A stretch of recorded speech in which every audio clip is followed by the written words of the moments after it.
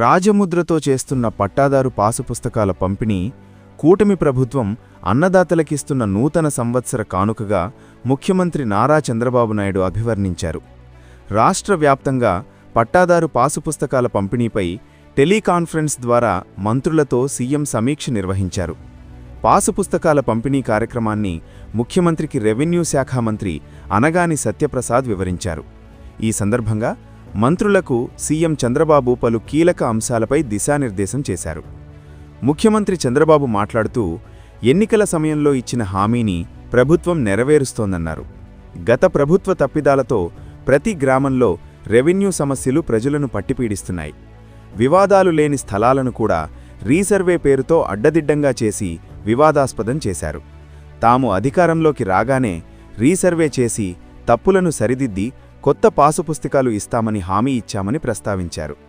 ఎన్నికల సమయంలో హామీ ఇచ్చినట్లుగానే రాజముద్రతో కొత్త పట్టాదారు పాసు పుస్తకాల పంపిణీకి శ్రీకారం చుట్టామని పేర్కొన్నారు.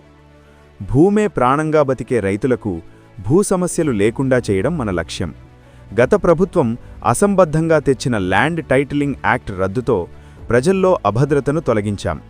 పాసు పుస్తకాలపై జగన్ బొమ్మలకు నాటి పాలకులు 22 కోట్లు తగలేశారు.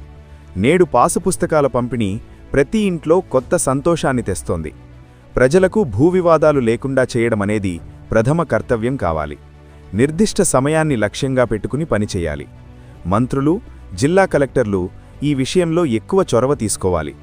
రీసర్వే పూర్తయిన గ్రామాల పరిధిలో 22 లక్షల కొత్త పాసు పుస్తకాల పంపిణీని ప్రారంభించాం. జనవరి 2వ తేదీ నుంచి 9వ తేదీ వరకు పాసు పుస్తకాల పంపిణీ కార్యక్రమం నిర్వహిస్తున్నాం. తొలి రోజు రాష్ట్ర వ్యాప్తంగా ఎమ్మెల్యేలు, మంత్రుల చేతుల మీదుగా పట్టాదారు పాసు పుస్తకాలను పంపిణీ చేశాం. వేలాది గ్రామాల్లో సంబరంగా పట్టాదారు పాసు పుస్తకాల పంపిణీ మొదలైంది. జగన్ బొమ్మతో ఉన్న పాసు పుస్తకాల స్థానంలో రాజముద్ర ఉన్న వాటిని పంపిణీ చేస్తోండటంతో ప్రజల నుంచి సర్వత్రా హర్షం వ్యక్తమవుతోంది. పాసు పుస్తకాల పంపిణీ కార్యక్రమంలో తాను కూడా ఒకరోజు పాల్గొంటానని ముఖ్యమంత్రి చంద్రబాబు తెలిపారు.